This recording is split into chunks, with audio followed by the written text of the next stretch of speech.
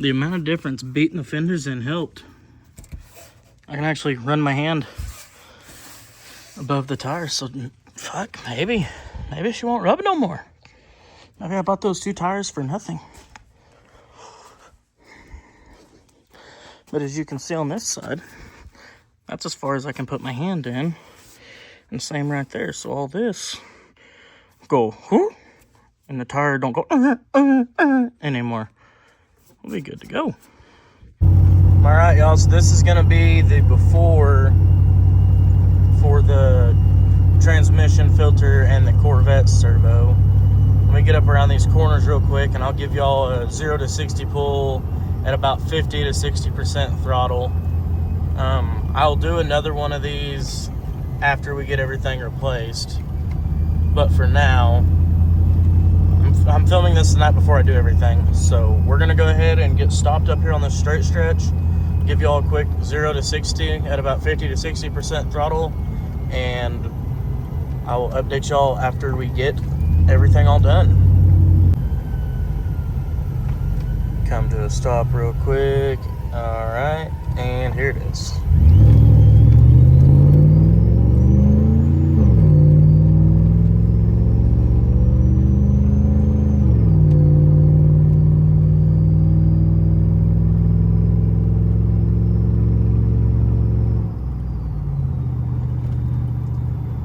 So what I'm trying to do with this transmission filter and the Corvette servo is fix the sloppy shifts. Mostly going from 3rd into 4th, but sometimes it does shift a little weird between 1st and 2nd and 2nd and 3rd. But anyways, yeah, that was the 0 to 60. As you guys can see, it may not have been a full 50 to 60% throttle. I did kind of let out a little bit, but that's all right. But back to the video. What is going on, y'all? As you guys can see, we got the back end of the truck lifted up, and today we got a couple little mods we're gonna do to it. One of the first being is trying to fix this sloppy shifting, because you know these 4L slippies, they aren't exactly known for being reliable and or shifting good. So today, I'm gonna have to go to the other side. Actually, I got part of it right here. So today, what we are going to be doing is, see if I can get it out real quick without setting y'all down. We have got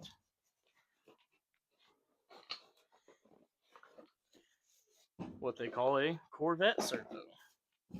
And pretty much all this is going to do is tighten up the shifts between 1st and 2nd and 2nd to 3rd, and just give the transmission more pressure behind it, if you will. Fancy little red cap. You know, that adds 10 horsepower. Got all the O-rings and stuff on here. Got to pull this spring off, get this piece of paper pulled off, we get the old one pulled out. And the other thing that we have got going on this rig,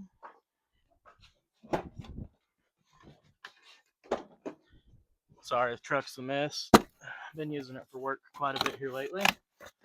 If I go ahead and open up this box though, make sure I don't show y'all the address. In here should be a new tranny filter. That's also going to help up the shifts on this truck, because the truck has it's right at 200,000 miles.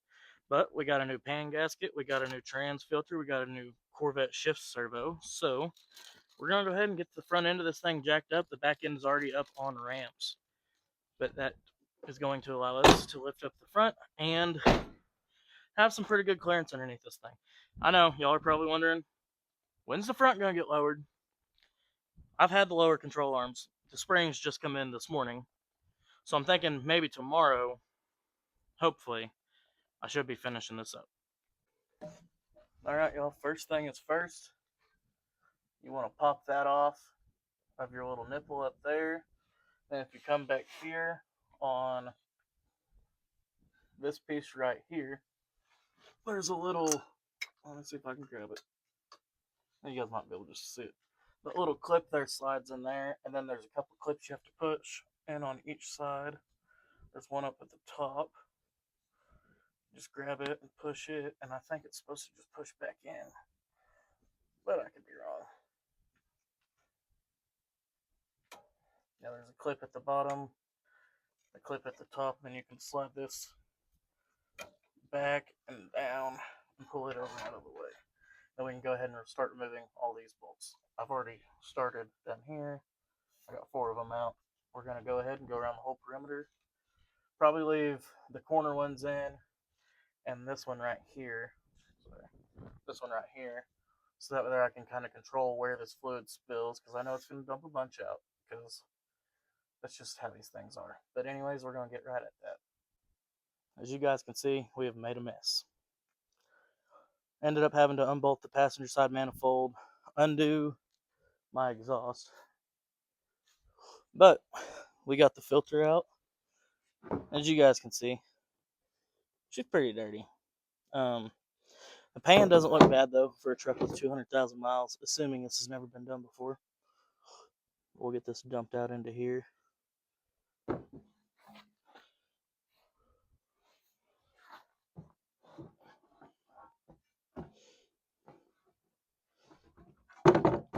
There's a little piece of plastic in here. I think I broke one of the clips on probably one of the shift solenoids. But I mean, the fluid looks good. It doesn't look like it's real metallic-y, if you will. Even turning it in the sun, you can see there's some real fine material, but there's nothing huge, nothing that I'm concerned with. So anyways, we're going to go ahead, get the new filter put in, go ahead and throw the pan back on, get everything bolted back up underneath, and then we're going to move on to the shift servo. It's not been fighting me too bad. It's probably most definitely a 2-man job, but we're going to do it with one. Like I said, you guys can see we spilled training fluid everywhere underneath the truck. So we're going to go ahead and put it all back together. I'll see if I can maybe get a time lapse of it. Probably not, but we're going to try. Alright, as you guys can see, we got the pan mostly cleaned up. I'm not going to go into perfection because I probably am going to put one on that has a drain plug in it. Pan cleaned up nice on the inside. Got the new gasket. Trying to get that stuff off, but I'm just scraping the pan, so I'm not even going to worry about it. So now it's going to be time to crawl back underneath the truck and install this back into place. So wish me luck. So hurry, y'all. I know it's been a minute. Truck's been giving me issues. That's why I haven't posted no shorts this week.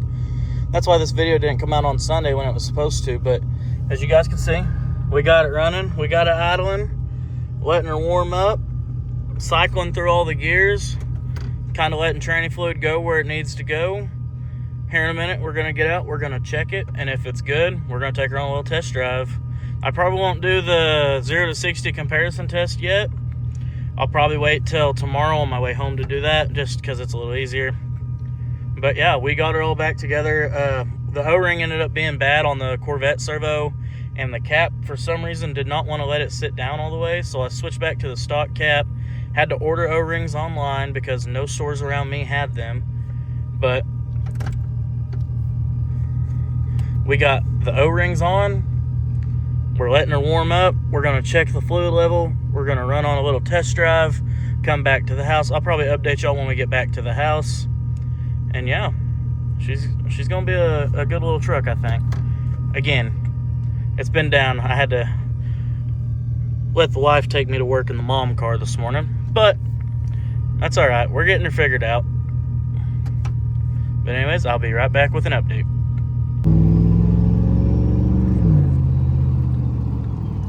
All right, y'all. People not driving on their own side of the road. Anyways, so I'm going to give you a quick 0 to 60. I drove the truck about 110 miles today. It feels really good. I know it's not any faster, but it does feel like it has more power through the gears now. And also, like, I'm cruising at 40 right now, and beforehand it'd take a second to shift down, but as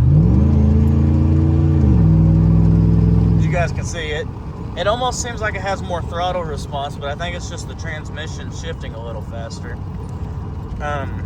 We're gonna get up to the top of this hill. We're gonna stop, and I'm gonna get y'all a good 0 to 60 at about 50 to 60% throttle. just for equal comparison, and then I'll give you guys a little full acceleration. But anyways, we're about to the top of the hill now, so I'm gonna come to a stop. I didn't update y'all last night. It was pretty late when I ended up getting back home, but it's all right because we're giving you guys an update now. All right. So we'll just go ahead. We'll get stopped right up here.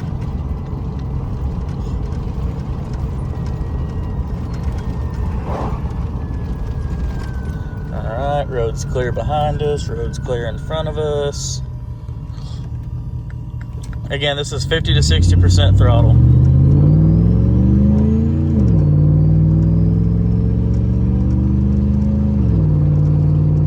As you guys can hear, it's just shifting way better. That wasn't quite 60, but you guys get the point. We're gonna go ahead and we're gonna turn.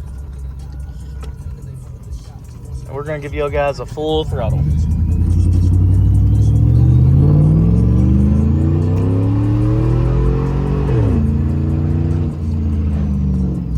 You guys can see it pulls way harder than it used to, which I know I didn't give you guys a good comparison video full throttle before, but you guys get the idea. Whenever I get back home, we'll talk for a minute and I'm gonna end off the video.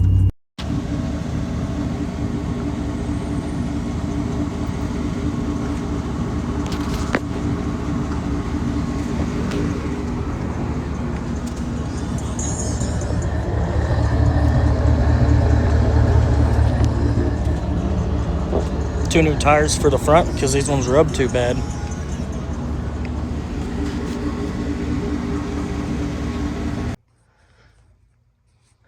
Fender clearance rubbing there, rubbing all of that plastic all the way down, rubbing back here, rubbing down here. Right here's the only part that was causing me issues. I hammered the piss out of it. So maybe, just maybe, it won't rub there anymore. But I'm probably gonna do some more hammering there.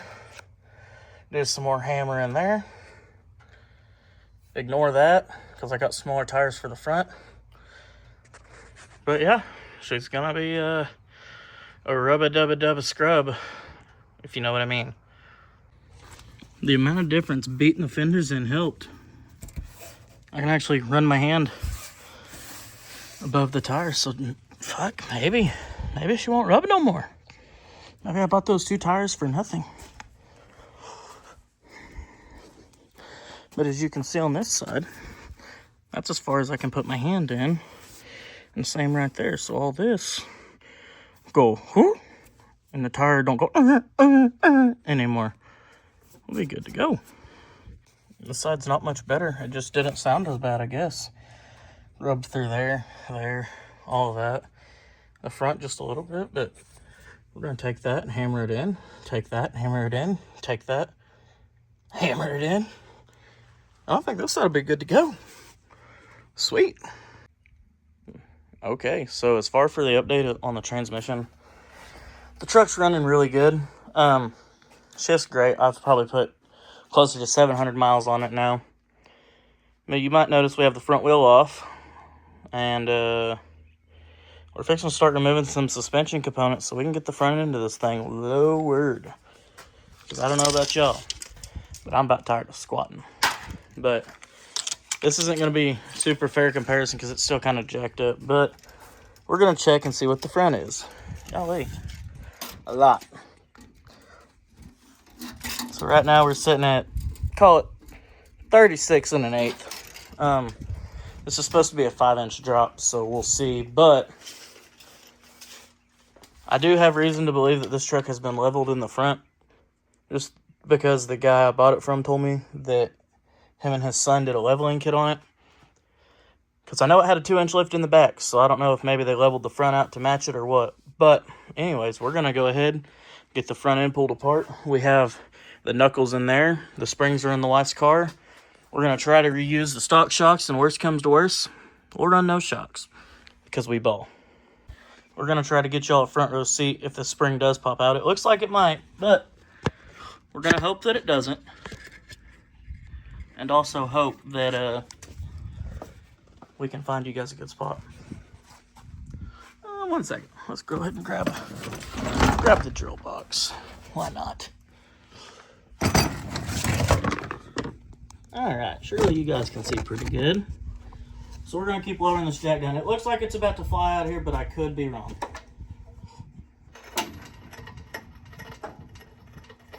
But unfortunately, I don't think I am. Alright. Well, so now we pry.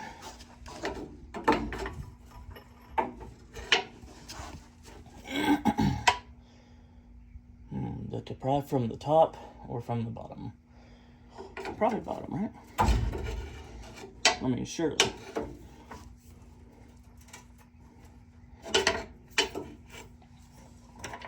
Let's go ahead and drop this jack the rest of the way down.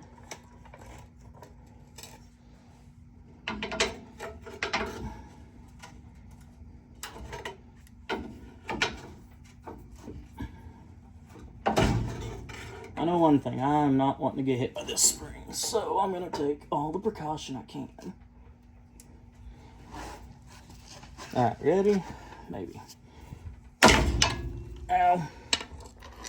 Alright, punch in the ground, that's a pretty good precaution.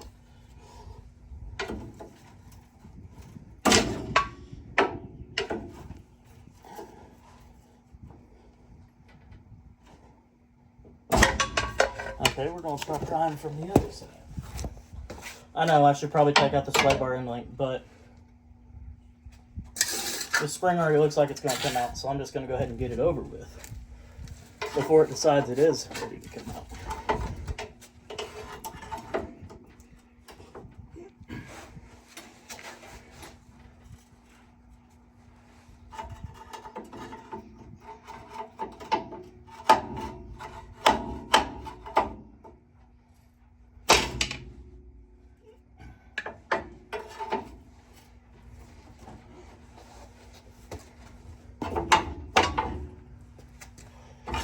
Alright, we'll be back in just a minute. We're gonna probably take out the sway bar end link and see what we can't do. Alright, we're gonna pull out this sway bar end link and see if this spring jumps at us.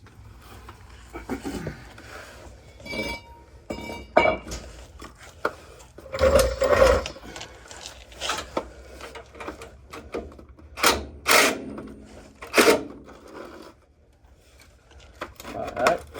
That's not 14. What size is it then? Well, actually I think it is a 14. I think we just need to take this control arm back up.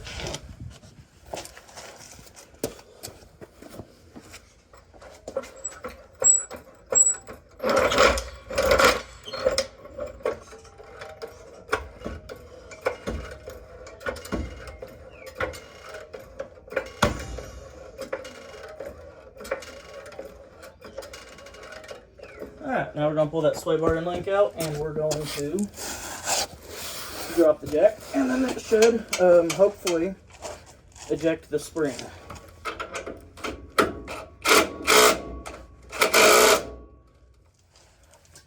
Can't forget PB Blaster. We're going to soak these things. I probably should have been doing this for like the last week to last month already, but we listen and we don't judge.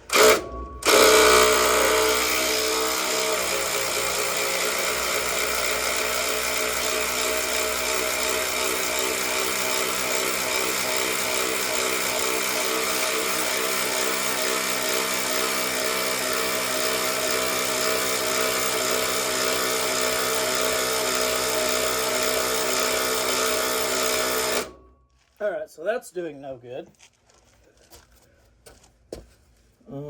Let's grab a pair of vice grips.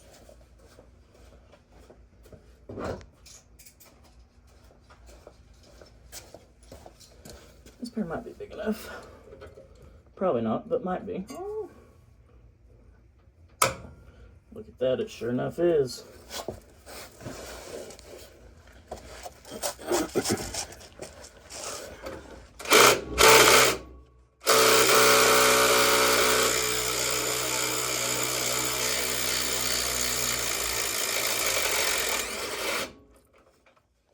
smokes, guys. That does not ever happen. If you've ever done sway bar end links on one of these trucks, you know that that is a very rare sight that that actually comes off. So now we're going to give it some wiggling and see if we can't get this thing popped free.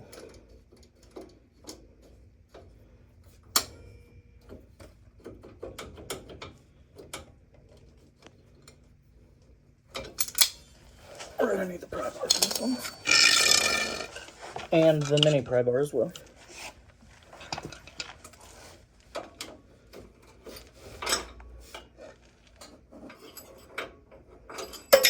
Alright, y'all, look at that. Sway bar end link out in one piece. Could probably reuse that. Not going to. Let's go ahead and drop this jack now and see what the spring has in store for us, because I have a feeling it's going to be a big surprise. Alright, we're going to slowly do this just because I don't want to kill no one or anything. Not touching the jack, just letting it do its thing now.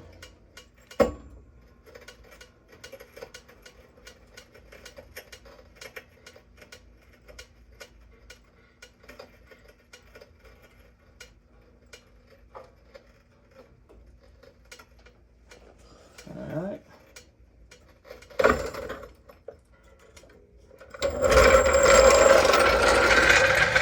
As you guys can see, the jack is dropped all the way off. The control arm is probably about as low as it's going to go. So we're going to give it a little pry here and see what we can't make happen. The 1-inch spacer up top is really screwing us right now.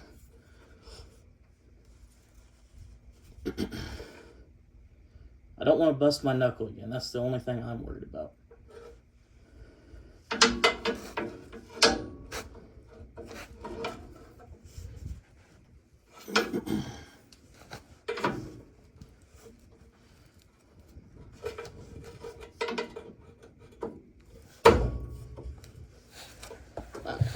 This might be it. Might be. Probably won't be, but might be.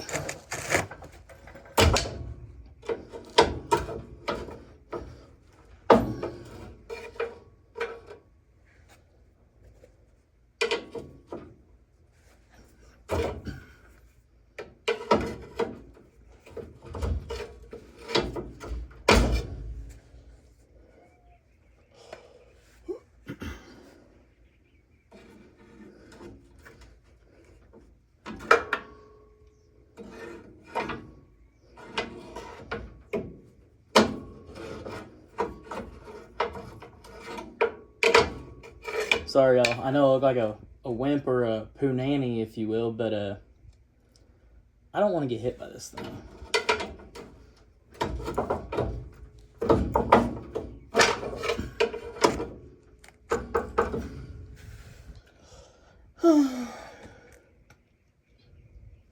Alright, anyways, we're going to try prying out the top, because why not?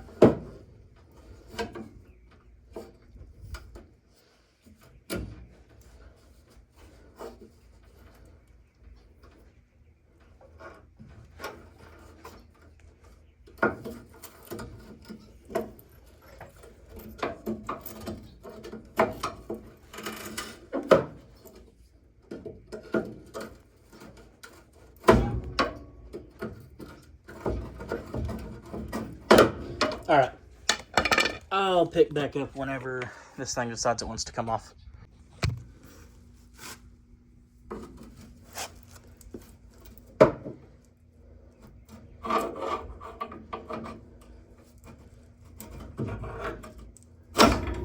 Well, everyone, it's a boy. It's still got quite a bit of tension on it, but I'm going to see if I can't pry this part off, and that should loosen the rest of the spring up, but we'll see.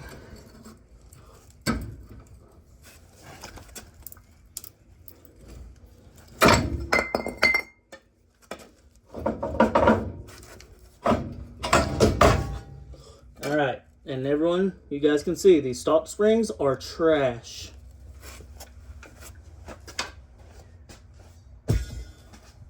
We don't need those where we're going, because we are going way lower. And we're going to go ahead and get the lower control arm jacked up so I can get that spindle off. After we get the spindle pulled off, we'll go ahead and we'll pull the hub out of it.